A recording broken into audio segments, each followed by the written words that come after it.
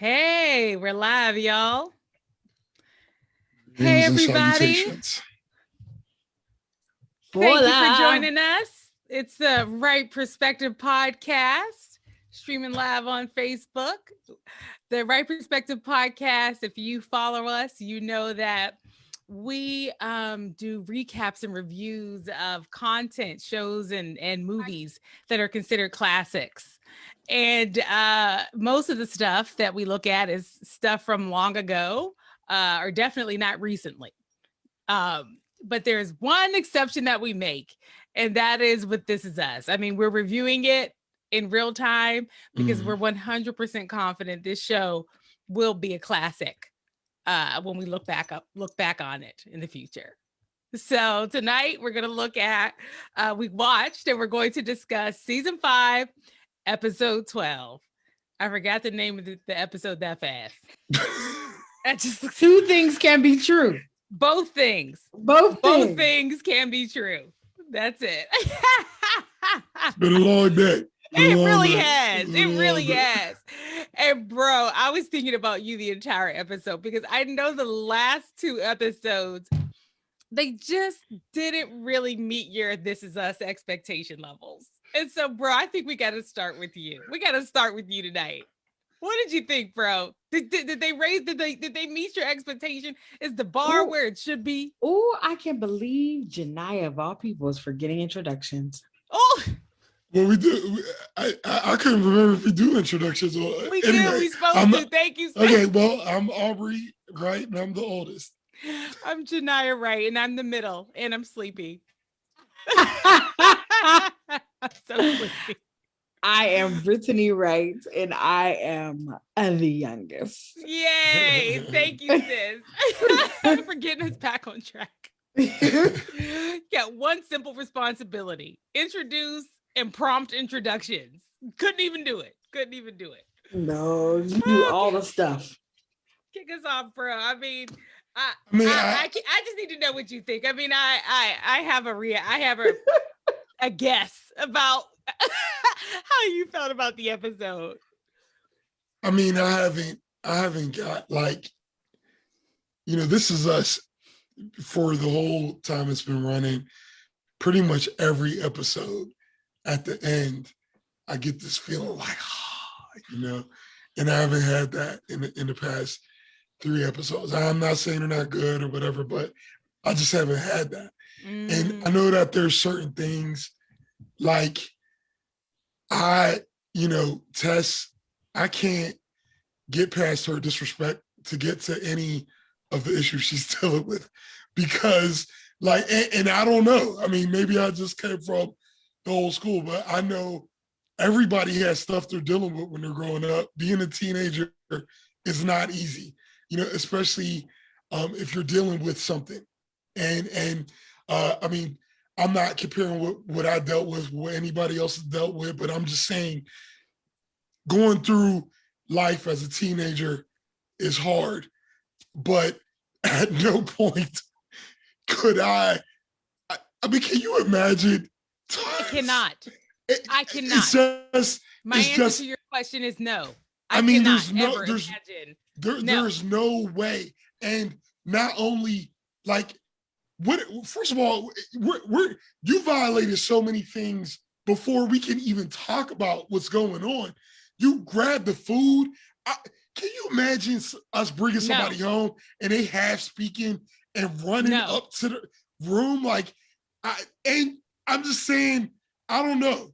I'm not a parent in this, whatever. I'm just saying, for me emotionally, I get hung up there because I'm like, it would be much more like if Tess was being reasonable and then like they were showing maybe some struggles that Beth was having or something, like I could emotionally get there with, with Tess, but like she's wilding. I don't care what she is. And for me, it almost goes in the other direction. It's like, if you're supposed to be treating her like equal, she's wilding.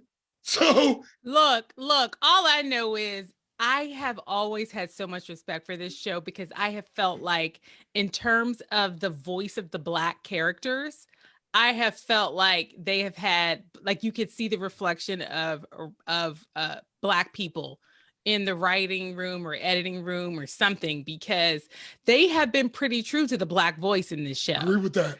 But when Tess shaped her mouth to call her mother a psycho, I said, where they do that at? I just said, I mean, this is not the typical household. Especially with somebody like, now see, that is really, y'all. That's surprising me to hear you say that, Jediah. As someone, she called her mother a psycho. Well, what I'm saying in front of her friend. Well, what I'm saying is that you, as someone who doesn't believe in corporal punishment or the traditional way that Black households have done with children, this is how a lot of parents who are raising Gen Z children, this is how they're reacting to them to ensure that they're keeping an open communication with them. Now, I'm not saying that I agree with it, and I'm not saying that I understand it, but what I am saying is that this is real life. What's happening right now, presently, how they're talking to and dealing with and shaping their children. Now, do I feel as though that there was a bit of a transition there? Like, she shouldn't have let her go up to her room with her significant other, because that's the rule. It's a significant other. They're not allowed upstairs. And if they do, they have to keep the door open. They have to keep the door open. But I don't even think that, oh gosh, the oldest daughter and the boyfriend, I can't remember their names right now. Thank you. Deja and her boyfriend, like, I don't even think that would even be a situation where he is allowed upstairs.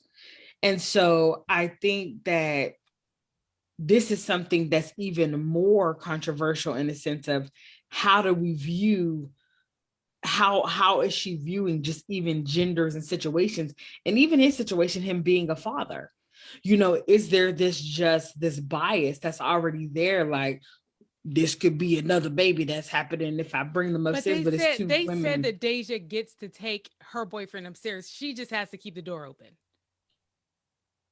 They said that. Okay.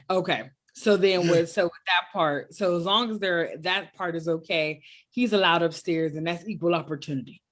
But she had the door closed. Right. So I can't honestly. But in terms of how her attitude is, I think that is every teenager. That is the even if we didn't say it mentally, the stuff that was coming out of her mouth. No, you can say whatever you want. You know what I'm saying? Say whatever you want mentally. I used to think I've thrown people into the river in my mind. I'm saying is neither of y'all would still be here if I did everything I did in my mind. Y'all be gone. So I mean, that's all that belongs. But I'm just saying, take that into consideration. It might have been a phenomenal episode of television then. I'm just saying. I'm not saying that it's a phenomenal episode. What I am saying is that to consider that this is how they are raising Gen Z children. Well, this is what is happening. You are what, bro? You're what? Generation X or? I'm actually in between. I'm a Zennial. And then me and Janelle, we're millennials. Yeah. So how we were raised is like completely different than what is happening right now. It's like light years away from how we were raised. And I think people are, but I think it's one of those things where it's like, you've gone so far to the left, now you're going so far to the right. It's like, oh, we need to find a middle. We need to find a middle. And I got to tell you, it's and again, all of my theories on parenting are just that, as I have no children, but I do think that there's got to be a way to not beat your children, but also teach them that it's inappropriate. I'm not talking about. Bro, I'm not putting words in your mouth. I'm saying that I just think that there's got to be a way to not beat your children, but also not have them think that it's appropriate to call you a psycho. I mean, at the end of the day, name calling in general is not productive, and so that's my thing. It's like, it's about teaching judgment, good judgment. That's different from good manners. It's good judgment, and I will also though say, sis, there are things that I experience in the workplace right now that just make me feel like a dinosaur, because there are things that Mhm. our younger employees do where I look around like, oh my gosh, how is this happening at work? And but Well, it's I feel like like that about some of my coworkers that are way older it's than me. it's like the general definitions of like relationship.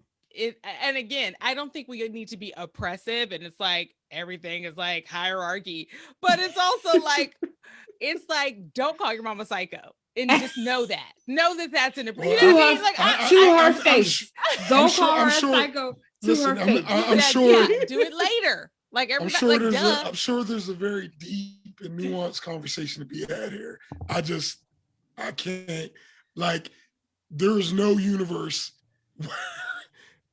that's just not gonna, I mean, like, where and I'm not talking about spankings, I'm not talking about all of that. I don't know I know the end result is that's not happening.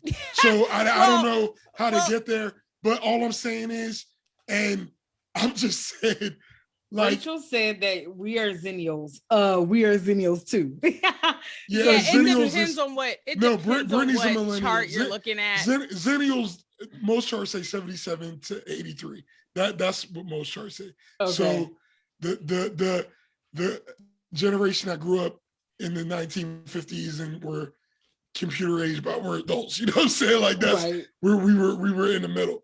And you But got Crystal. Crystal said it's the older ones for me right now. She's talking about her job that are working her nerves. Yeah, Shout out to Crystal and yeah. Rachel. but Thank you but so much. I'm gonna just, but look, I'll tell you this. There was a guy I knew, and we were having a conversation, and he's a younger guy, and he was talking about how when he has kids, if they came home and they're in a bad mood and they said they don't want to talk, that he would be like, okay, he would give them some space to blow some steam off.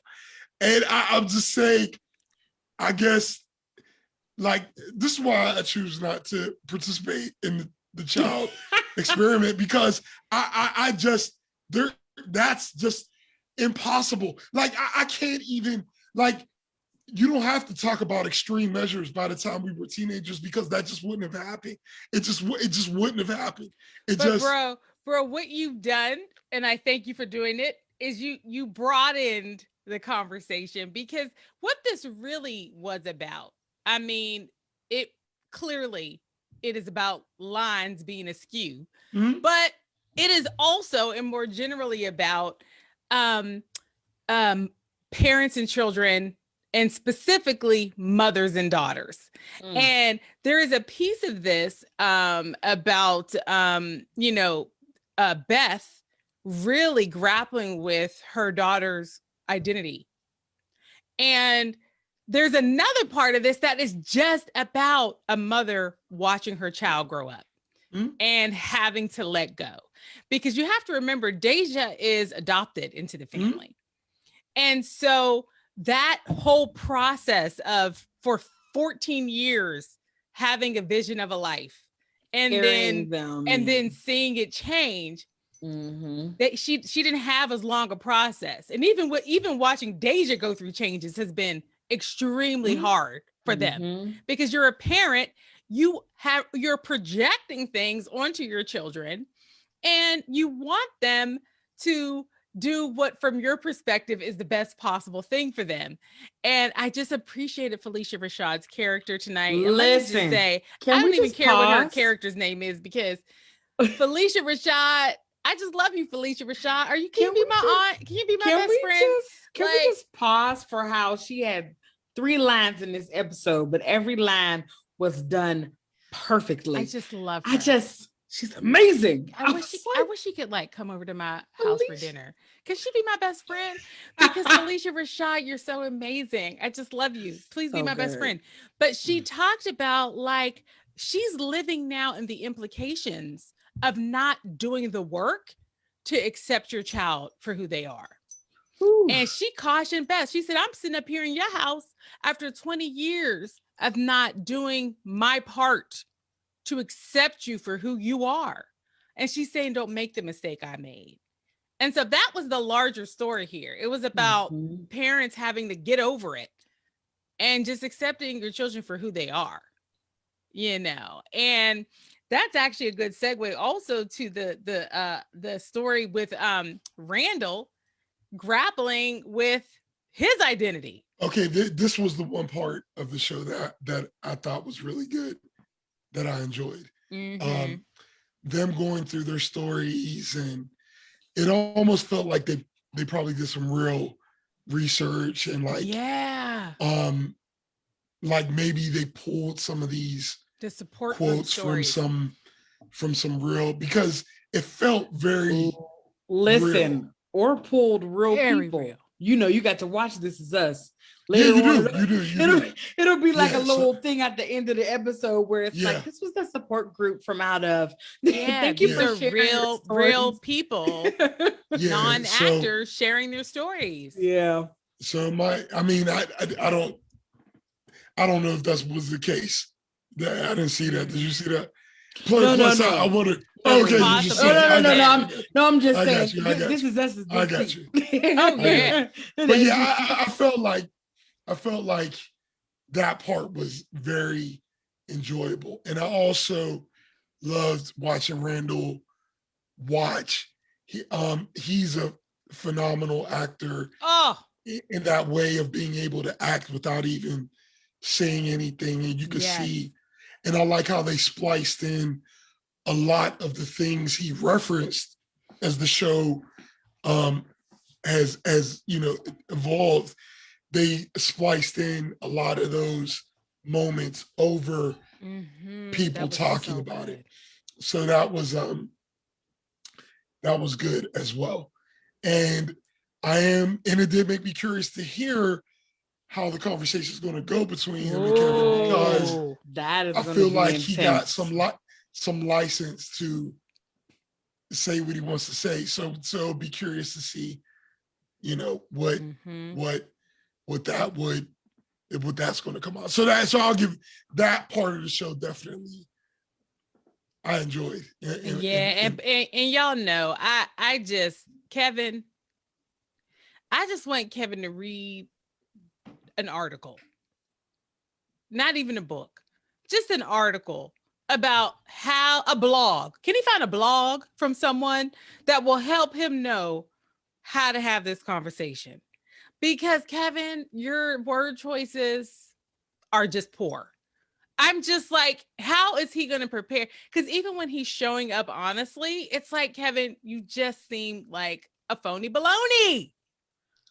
And I just need him to get ready. That's all. While he's on his flight, read a book, read something. I wonder though, how do you even, I know that there are materials out there. How can you, no matter how much you read or study or go through there, how much can you prepare for your Black brother to tell you, listen, I am Black. I'm blacker than black. I would hope that. I will hope he just listens mostly, and then so. That is where a lot of times they mess up. That's where a lot of times. But they have other things to talk about though. There is that's what I'm saying. Randall's blackness, but it's also Kevin's envy of Randall. Ongoing. They have a lot of stuff to cover. So so that whole thing did make me, draw me in for that conversation. Yeah. So that was good. Nikki was getting on my nerves. And the other thing is that we knew he was going to bring a little drama with him. We knew it. I know, but that part was so predictable though. When I saw him, oh yeah. I mean, I knew. And that was also disappointing for me because as soon as I saw it, and it wasn't as crass as Nikki is, I don't think it just seemed a little over the top even for him. And I just knew, okay, they're setting this up for him to apologize later. And so that whole But bro, did you see the conflict between Nikki and Miguel coming? Did you predict that? No. I'm saying Oh, okay. no, Because no, no. I wasn't expecting that at all. No, I'm saying I as didn't. soon as he said before he got in there, he made reference to the guy. Yeah, but that shocked me when he did that, when he expressed that resentment about Miguel. Because it was like, Nikki, you've been dead, quote unquote. Like, and you've been in a trailer in the woods. You've been hiding. Talk to you in years. I guess my immediate reaction was like, oh, okay, I see where they're going with this. I guess that's just wow. Like I didn't even have time, because as soon as he said it, it was so like the way I would have liked to seen it, or how I'm sure that sounds grammatically wrong in so many ways, but the way it would have resonated with me more is if he would have started off like trying to get along with him, and then like it just like spilled out through the conversation, and then it kind of got way out of control, and then I would have been okay with him apologizing. Like that would have been a little better of an arc for me. But like just him going straight to, I just knew what they were doing. When I heard the first reference, I was like, okay, so he's going to be wilding, and then later on he's going to apologize. And I didn't think the apology was going to come that fast. I knew it was. Because it's like, well, first of all, I don't think anybody in the world could stay mad at Miguel, because Miguel is just the best. I think we can all agree. Okay, like, it's like, Miguel, you're saying so that great. Rachel just said, the more I learn about Miguel, the more I appreciate him as a person. Thank you, Rachel. He's just really a good guy. He's such a good guy. You and Rachel talk before the show. You can listen. We don't have to talk, because that's the years. That's the years showing right there. Listen. I'm not anti Miguel. I'm not all the way there. I feel like Aubrey is always having to do that. We do not think you're anti Miguel. Bro, no. I'm not saying you said that. I'm commenting on, you were saying we could all agree that he's great. Is just the greatest. He's the bee's knees. And what I'm saying is, I'm not all the way there, but I'm not anti Miguel. That's all I'm saying. So you're Nikki. No, I'm not. I'm not as far as Nikki. I'm not as far as Nikki. I'm not as far as Nikki. He's just, I don't know. You know what it is. You know what it is. You explain yourself. Because Miguel is great. I was just there for the Farrah flip he had. I'm not fully over. I'm not fully over the hat situation. The hat situation? Yeah, the Thanksgiving hat situation. Like, I just felt like. Why don't I remember that? Well, when they have they had the whole thing that they came up with when they got stuck in the cabin, and they had to make I think it was like hot dogs in the whatever, and then Jack had put on the hat, and it became the tradition. And I guess it was in his head time to wear the hat. And even though I could get there, I just felt like he should have been a little softer with it. He didn't know his lane in that moment. Yeah, like if that has. Oh, listen, I don't even remember what y'all are talking about. Well, anyway, I don't either, but I don't like the sound of it. I don't want to argue against Miguel. I'm just saying. I don't like it. You're not arguing against him. No, the point I was gonna make. This is the right perspective, meaning there are multiple perspectives. We're real, we're direct. Well, listen, sometimes our points are not what everyone thinks, but who cares? Why? Because it's a perspective. Oh, very well said. And I think it's also important to name that Aubrey's is usually wrong. So what I was going to say was Miguel, I feel like Miguel. I didn't say that. I feel like Miguel is, y'all know I have to really get under Aubrey's skin as often as possible. But with Miguel, it's like I figured they would eventually make up, because I felt like Miguel would get in the driver's seat for a makeup at some point. But I did immediately, I gotta say, so I was shocked at Nikki's energy Okay. But then I immediately forgave him because Nikki he has things that have been on his heart for 40 years or something, or 50 years or however long.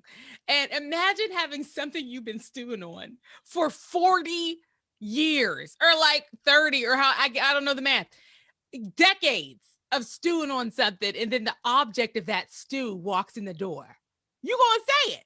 So I forgave him for the outbursts after I was shocked by it. And then I also thought he'd be sitting in the woods in a trailer by himself. He doesn't talk to people He often. ain't got nothing to do. So his He ain't got communication nothing to skills, do his but be interpersonal is a whack mad. attack, and we know that. And, you know, he has so many dysfunctions he's working through. So I was shocked, but then I immediately forgave him. But I You will know. tell you, that had me cracking up. Nikki just being contrary. He was like, "What about pigs in a blanket?" I was like, "Nikki, what He was are you vetoing everything. suggesting? What are you suggesting?" I was just cracking saying. up. I was like, "Why are you being contrary right now?" But I will like I would have liked. I'm sorry. Go ahead, Britt. Oh, well, go ahead, because if you're still gonna talk about Nikki, because I was about to No, move yeah. on to Last something thing, else. I'm just saying. I think it would have been. I think it would have been interesting to see him, like Miguel, being the one kind of quieting down Nikki's ideas, and then that made Nikki eventually outburst. You know what I'm saying? Like it's just, it was just I see that. I can see that. It was just too on the nose. It was just like, it was just such a, you know. Well, while Nikki's around here being direct about what he's thinking, wanting these pigs in a blanket, which sounds delicious, by the way. I'm hungry. He was like, "There shouldn't be nothing crusty at this point." And immediately I thought, if I were Miguel, I would have been like, pigs in a blanket are crusty if they're done deliciously. It was just so over. It was so over the top. It was just like, but you know. But see, in my mind, I think it's also because the parts of the South that I've lived in, Nikki is the old man that sits on a porch and he is mad about everything. It's a beautiful day and the wind is blowing perfectly. The sun is out. Everything is great. And they're upset because the sun is just out a little too much. Like there is nothing, something has to be wrong. They just grumpy. They're just grumpy. But so I was just laughing at him. But in terms of this like mindset of someone being direct, you have listen, the fiance, y'all not gonna remember his name. Thank you. Madison not being direct about how she was at first feeling Brittany, about that location. I'm so glad you went there, because that's where I wanted to go next. I mean, because so her not being excited about this location, whoever this wedding planner lady is that just appeared. I don't know if she was in the last episode because I don't remember, but if she was, okay. It's like, I think that Madison is not watching her having to, it's like falling in love and planning a wedding all at the same time. And becoming a parent. It's like, that is a lot. And so I see her wanting to withdraw, but I'm so happy she had that conversation with Toby so she could say, listen, I don't like this location. And while it is stereotypical, the wedding is supposed to be this fun part for the bride. It's supposed to be this, I'm planning my dream situation. And in this case, she can plan her dream situation because her man's funds are unlimited. That's right. And so, you know, just seeing her even have to go, I don't like the location. You know, I just thought that was really, even though it was something small, there are so many women who have their voices taken in relationship. And I was just happy that she made that step forward. But it's funny because she'll make that step forward in certain areas, but then there's other areas where she draws back.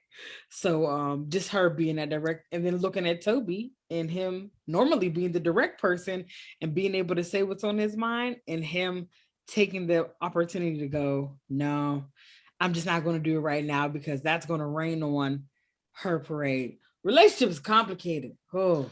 Well, I mean, Toby's part was another part I thought was interesting, but Madison's was not. Because first of all, God, men do not care one thing about where that wedding is at all. And that's normal men.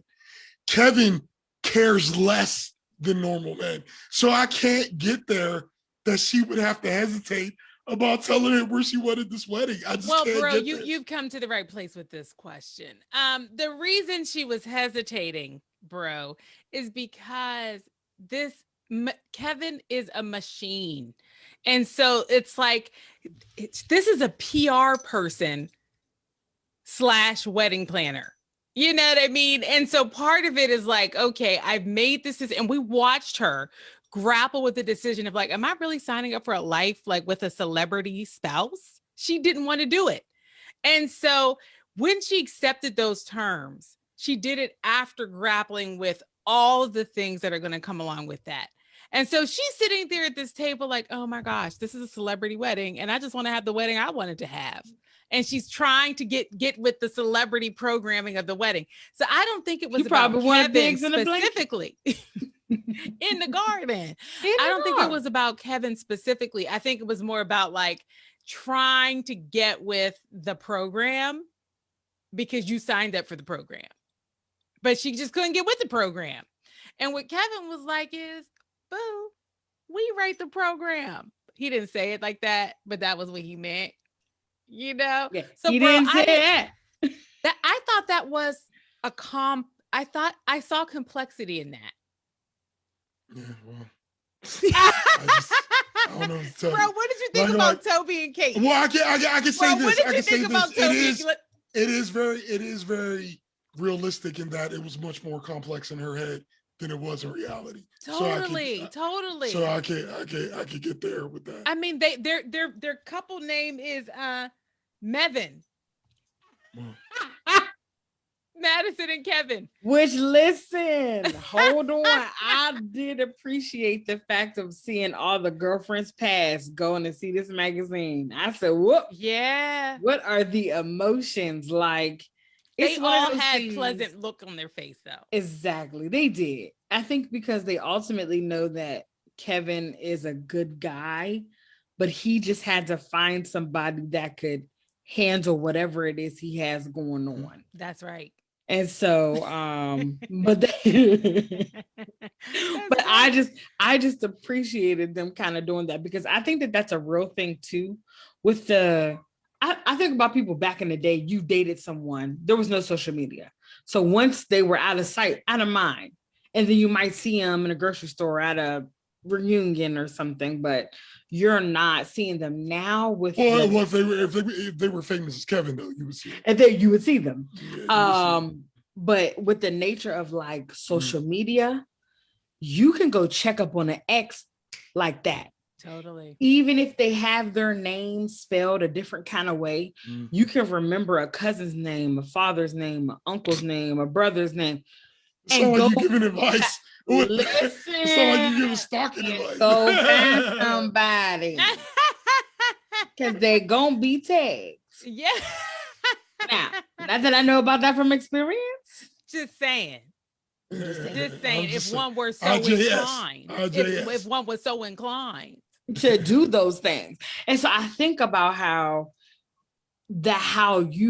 there's sometimes for people, if you're not careful, this won't put things to rest for you. Like you could literally be in an endless loop-de-loop and just be so wrapped up in this person, okay, that you can't live out your own life, your own jazz. You can't live out your own jazz because you're worried about their jazz. Yeah. So happens every day. I appreciate them showing that. Rachel said we've all done it, Brittany. Yeah. And I want you to know, Rachel also was just adding a punctuation to how much she loves Miguel. She said to find out how he stood up to Rebecca's father for Jack, and then how he handled the situation. It just takes a special person to do those things. Oh, told him so good. All right, we see what t-shirts you and Janiyah are buying. Listen. He told that father off in the most respectful Miguelish way. I just thought it was so tactfully done. And I would hope that someone would advocate for me like that. If the record wasn't right, get the record right. I just loved it. I said, Miguel, you all right by me. I liked That it. wouldn't have been my response though. I would have said, well, that's fine because the wedding's still gonna happen. Bye. But you know what? He knew it mattered to Jack. It did. If Jack was the kind that was like, I don't care what her father thinks, that's my boo, that would have been one thing, but he knew how much it mattered. And so he stood there and said what his friend couldn't say. And I was just like, that's so lovely. Put that ring on. Yes, but even the way he was like helping him get ready, I mean, that was just like so kind. So kind. But bro, what about you said that you did find energy in the storyline about Kate and Toby? Which Well, part? not Kate and Toby, but the Toby was interesting. I mean, obviously, I mean, it was interesting to watch him grappling with what he was grappling with. This is the one part where I do wish, because the ultimate level of security with him being okay in this, situation, because it wasn't to no fault of his own. You know what I'm saying? Like, stuff happens, and nobody can doubt your commitment to doing what you got to do. But it's hard to see him struggling. But I could at least connect with it and see it. But yeah. So I mean, overall, and we're out of time. So I think we covered all storylines, right? We definitely did. I mean, so we but well, we didn't talk about I will Kate. say, yeah, I hate that teacher person. I mean, I understand where he's coming from too, but I also don't like him. Mm-hmm. But it's funny that they were going through Eliza Doolittle, and it's like she has and Eliza. What is his name? Henry Higgins. Oh, you talking about for the movie? Yeah. You don't remember like, Henry Higgins? Listen, I couldn't remember his name right then. Higgins. It's like she was working with a Higgins. Character names. That's not Brittany's ministry. That's clear. That's clear. You call yourself a right child. You don't know Henry Higgins? But y'all, that I thought I'm a right child with a little bit of spice. Hey, you're not the only one with spice, Janiyah. No, you don't want. Just right now, maybe because you have on streety earrings. But hello, look how spicy. One day we'll tell you all the story. But y'all, can I just say, Kate's journey of going back to work and it being so hard to be away from the kids, I have watched so many girlfriends go through that. Mm-hmm. And it is that separation anxiety. Because so ring true. Definitely. Okay. Because I mean, it is like gut wrenching. Okay. It is gut wrenching. Okay. And the thing about it is, a good workplace is ready to support a parent who has been away on parental leave coming back in, and so I just thought that bro, you thought she was doing the most. No, not her necessarily. I thought the teacher, like, the teacher was a jerk, but her reaction, and imagine if you were a mother or a parent leaving your child at a daycare when they're that little. Which is what happens all the time. Imagine just leaving like a little 3-month-old baby in a daycare with strangers. And then you're back at work trying to get back into the rhythm of just whatever your life was before. It is gut-wrenching for people. I've just seen it many times in terms of my actual friends, but then also professionally, I've seen it many times. And I thought that they really captured it. Just how hard it is. Again, outside looking in. So I thought that was good.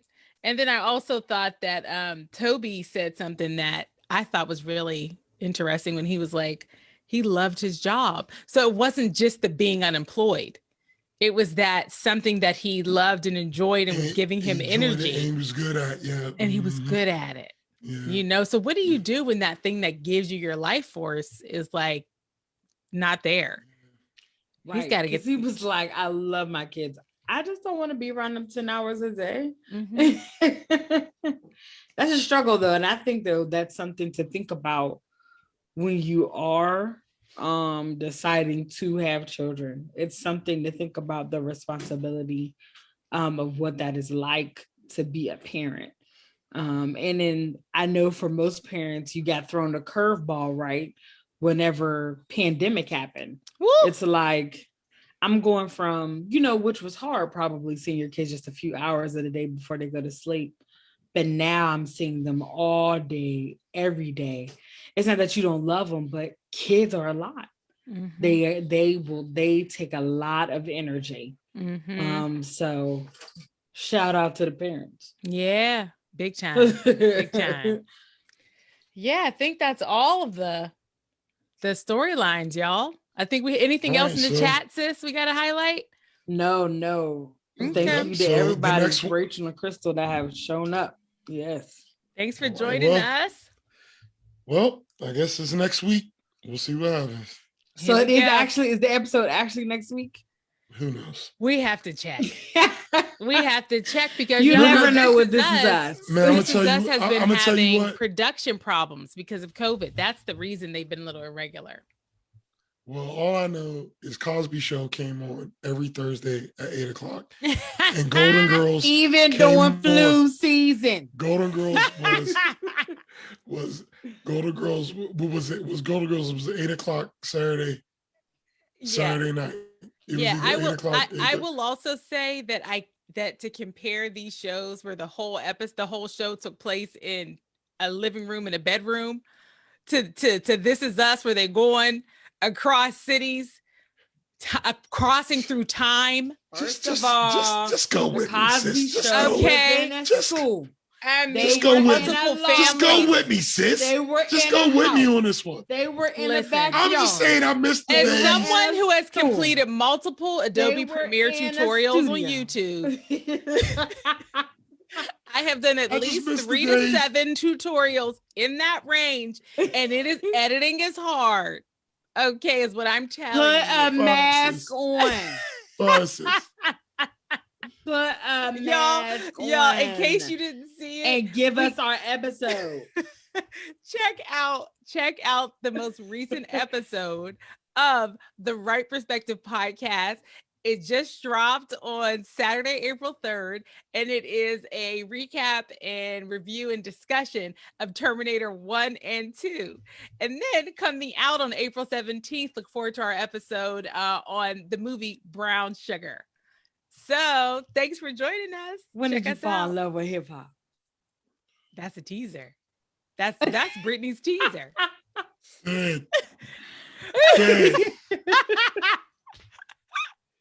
You know, the champagne flute was, and the food is delicious and nutritious. It's so good. Now you're really getting a sense. And I haven't seen the movie, so I'm like, what? Brittany's excited. Aubrey's enthusiasm is dull. I'm sorry. What did you just say? Yeah, so that's it for the Right Perspective for tonight. Oh, time to end the session. This is a very Janaya movie. I will watch it before we recap as usual. Like that's the assignment. This is not background noise for you. You have to watch this whole movie all of its real Black rom-comness. Listen, you don't have this to is a very Janaya movie.